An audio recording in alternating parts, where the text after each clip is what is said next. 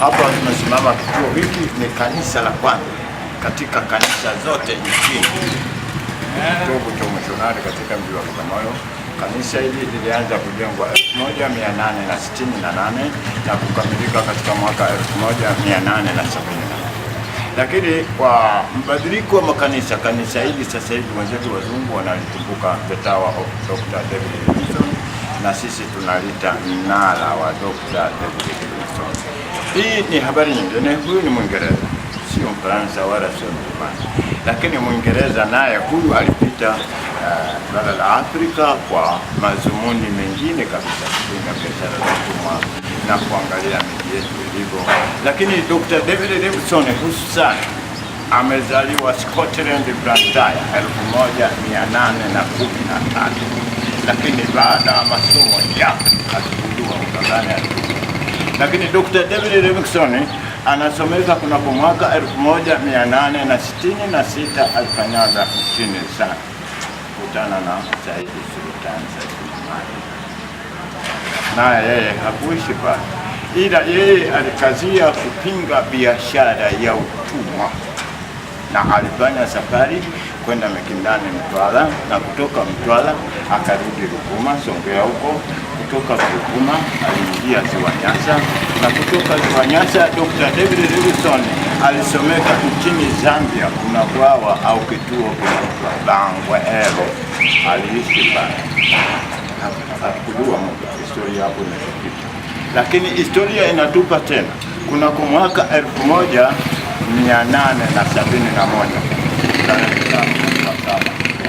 Dr. David Livingstone alisomeka akiwa Ujiji, Kigoma, pembezoni mwa ziwa Tanganyika, na nia na mazumuni kuondoka kule kuja Ujiji, Kigoma, kwenye pembezoni mwa ziwa Tanganyika, mazumuni ya kukuta barua zake na dawa. Lakini dawa hizo zilishukia huku Coast Pwani. Waarabu wa pwani na Waswahili wa pwani walikataa kumpelekea Dr. David Livingstone hizo dawa na barua, kwa sababu walitambua Dr. David Livingstone ni mpinzani wa utumwa. Kwa hiyo waligoma kupeleka. Amevunja biashara ya watu, ilikuwa inawapatia ruhusa ya kula, lakini ameikomesha, hakutaka. Na wakati huo Waingereza walileta merikebu ndogo za patrol kati ya bahari ya Zanzibar na Bagamoyo. Wakiona mashua imebeba watu inapeleka Zanzibar, wanahisiwa ni watumwa. Kwa hiyo inafukuzwa, ikamatwe na kuwarudisha wa watu, kuwashusha waozi. Kwa hiyo hicho kitu kiliwauma, wakasema hatuwezi kumpelekea dawa, yani walikataa kumwakilishia hizo dawa na barua. Lakini mwaka huo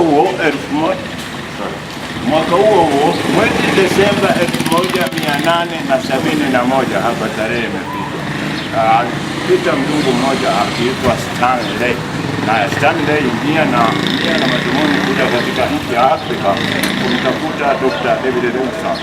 Lakini alipopita huku Coast alikuta zile barua na dawa. Hizi barua na dawa ni za Dr. David Livingstone, na mimi nilipo namtafuta Dr. David Livingstone. Kwa hiyo kachukua zile dawa baadhi kwenye mkoba au wapi, lakini alitembea nazo na akakutana na Dr. David Livingstone Ujiji, Kigoma, pembezoni mwa ziwa Tanganyika. Kwa hiyo Stanley ilimpasa kwanza atoe dawa na atoe barua, akamkabidhi Dr. David Livingstone. Dr. David Livingstone na pia alishauriwa kurudi Ulaya, lakini Dr. David Livingstone akakataa kurudi nyumbani Ulaya, akaamua kurudi Zambia. Lakini hakufika kwenye kijiji kile cha Bangweelo. Kuna kijiji kinaitwa cha Ilala, kinamilikiwa na chifu kitambo, aliweka maisha pale. Lakini ilipofika tarehe 1 mwezi wa 5 1873, Dr. David Livingstone amekufa kwa ugonjwa wa malaria. Hapo nafikiri kulikuwa na maagizo aliyoambia wafuasi wake, sisi na kama mimi napenda Afrika, ni kujua Mungu wangu Afrika. Na ilitokea kwa sababu alipokufa katika tarehe 1 mwezi wa 5 1873, Susi Tuma Jacob wakauondoa moyo wake na wakaondoa vitu vya ndani, wakazika kule Zambia chini ya mti mkubwa. Kisha mwili huo wakaupaka chumvi na kuuweka chumvi na kuukausha kwa jua kwa muda wa siku 10. umekauka vizuri. Wakawa na uwezo wa kuchukua shuka jeupe wakaifunga ile maiti na wakaifunga kwa kamba nyingi, kisha wakatafuta mtu wenye nguvu wakachomeka juu ya kamba, kuibeba maiti hiyo, kuisafirisha kwa miguu, kuitoa Zambia hadi Ujiji. Wametumia miezi 7. Alipofika Ujiji ikafufuka kanisa Bagamoyo. Wako mapadri, utakapofika mwili huu watajua njia ya kufanya. Kwa hiyo Susi Chuma Jacobo na mtoto wa Chifu Chitambo mwenyewe waliubeba mwili huo kusafirisha kutoka Ujiji hadi Bagamoyo. Tena walitumia miezi miwili, na hapa walifika 1874 tarehe 24 mwezi wa pili. Ingali walitembea kwa miezi 9 kutoka Zambia hadi Bagamoyo, umbali wa maili 1000, na wakakabidhi mwili wa marehemu kwa mapadri. Lakini mandhari ya Japan, Waingereza wanakuwa Anglikana, Wafransa, Wajerumani ni Romani Katoliki, lakini wote ni Wakristo. Kwa hiyo iliwapasa mapadri wa hapa kutengenezea sanduku la risasi na kuweka mwili huo, kuhifadhi vizuri.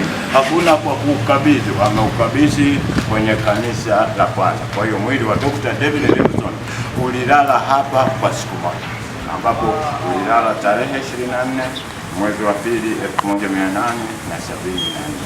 na ilipofikia tarehe 25 umebebwa mwili huo. Tumepita pale kwenye kanisa mahali walipomwaga, lakini kabla ya kanisa lile palikuwa na mwembe.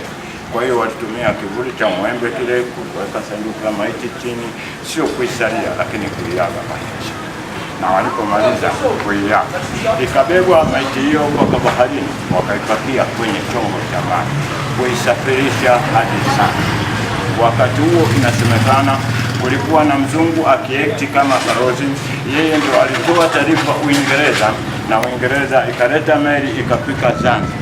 Na ilipofika meli hiyo, ulitolewa mwili wa Dr. David Livingstone wakiwa kwenye meli na wafuasi wake. Susi Chuma Jacobo ni Waswahili wa kwanza kuvalishwa suti kuingia Uingereza kushindikiza mwili wa Dr. David Livingstone. Walisafiri nao kutoka Zanzibar hadi Uingereza, tena walitumia miezi miwili. Na ulipofika mwili huo ukatolewa ndani ya meli, kufanyiwa tafrija, kuzikwa pembezoni mwa kanisa la Anglikana Westminster Abbey. Kumezikwa tarehe 18 mwezi wa 4 1874. Kwa hiyo mwili wa Dr. David Livingstone una makaburi mawili. Vitu vya ndani, kaburi yake Zambia, mwili wake wenyewe kaburi yake kwao. Kusafirishwa kutoka Zambia hadi unazikwa umetumia miezi 11, mwaka kasoro mwezi mmoja.